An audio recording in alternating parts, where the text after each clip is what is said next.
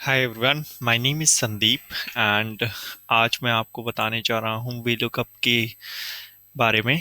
VLOOKUP को किस प्रकार यूज़ किया जाता है और वीलुकअप हमारे किस किस काम में आता है। सबसे पहले बेसिकली मैं आपको टेबल के बारे में बताना चाहूँगा।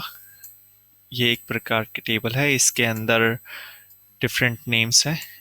आज जो हम वीलुकअप यूज़ करना चाहेंगे वो करेंगे स्टूडेंट के मार्क्स से रिलेटेड। वीलुकअप बेसिकली यूज किस काम में आता है, मैं आपको सबसे पहले इसके बारे में बताना चाहूँगा। वीलुकअप के जरिए हम कोई भी वैल्यू किसी बड़े डेटा में से अगर हमें सर्च करनी है तो उस डेटा को फाइंड आउट करने के लिए सबसे पहले हम वीलुकअप को यूज़ करते हैं। आइए मैं आपको एक एग्जांपल के तौर पर समझाता हूँ कि वीलुकअप हम किस तरीके से यूज़ कर सकते हैं। सपोज हमें फाइंड आउट करना है कि जोसेफ का जो डेटा है, जोसेफ के जो मार्क्स हैं वो हिंदी में कितने आए हैं इस डेटा के अकॉर्डिंग। तो सबसे पहले हम लगाएंगे वीलुकअप। अब आप देखिएगा जैसे ही मैंने वीलुकअप एंटर किया इसमें ऑटोमेटिकली जो है नीचे हमारे पास वीलुकअप का फॉर्मूला आ गया है। अब इसमें सबसे पहले जो देखिए हमें जो ये फाइंड आउट करने के लिए कह रहा है, ये लुक कह रहा है लुकअप वैल्यू। तो लुकअप वैल्यू हमें जो का मतलब होता है जो वैल्यू हमें फाइंड आउट करनी है। तो हमें जोसेफ की डिटेल्स फाइंड आउट करनी है, इसलिए हमने जोसेफ को सिलेक्ट किया। इसके बाद comma, table array. Table array का मतलब होता है जिस डेटा में से हमें उस वैल्यू को सर्च करना है वो वैल्यू हमें सिलेक्ट करनी है। फिर हम उसके बाद कॉलम लगाएंगे। अब देखिए इसमें जो नेक्स्ट स्टेप है वो है कॉलम इंडेक्स नंबर का। कॉलम इंडेक्स नंबर का जो होता है वो हमें कॉलम का जो है हमें नंबर देना होता है जिसके थ्रू जो एक्सेल में डेटा है वो सर्च किया जा सके। अब हम कॉलम इंडेक्स नंबर किस तरीके से फाइंड आउट करेंगे, हम मैं आपको बताना चाहूँगा। सबसे पहले जो हमारा फर्स्ट कॉलम होता है उसको हम नंबर 1 देते हैं, सेकंड कॉलम नंबर 2।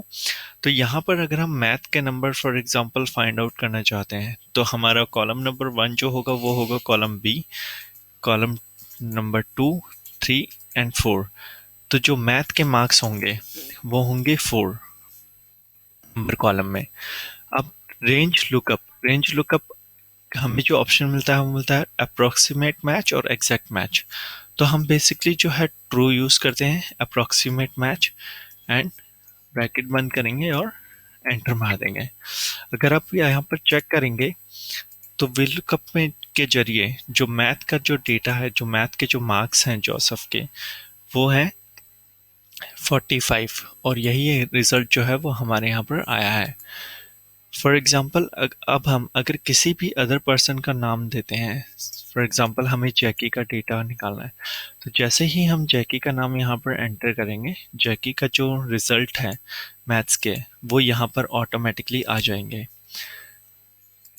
चलो हम किसी और पर्सन का ट्राई करते हैं, फॉर एग्जाम्पल जयराम। तो जैसे ही मैंने जयराम का डेटा एंटर करा यहाँ पर हमारे पास जो रिजल्ट आ गया वो जैकी जयराम के मैथ्स का आ गया।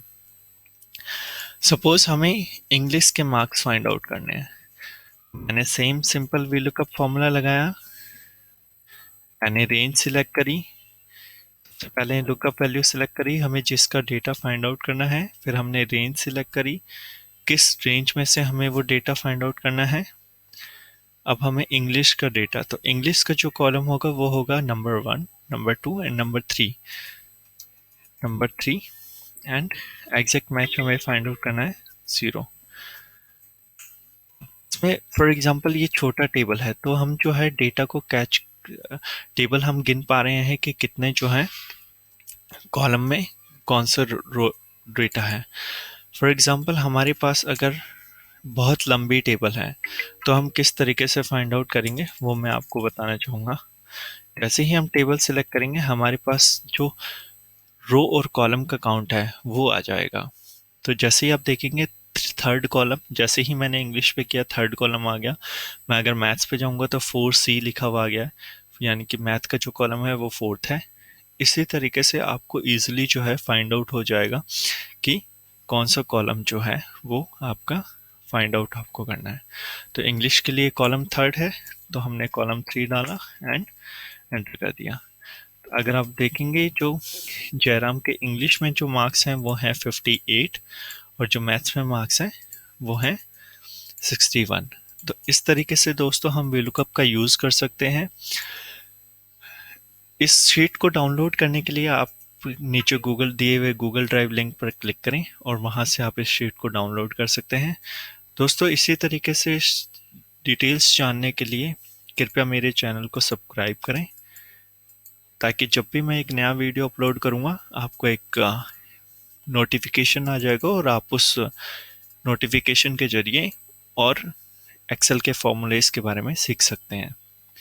एंड अपने कमेंट्स ज़रूर मेंशन करें, जो भी आपको जानकारी प्राप्त करनी है कमेंट्स के जरिए आप मुझ तक पहुंचाएं, एंड मैं आपको सारी क्वेश्चंस का जवाब उन्हीं कमेंट्स के थ्रू दे दूंगा और नई वीडियोस अपलोड करूंगा। Thank you so much. Thanks a lot.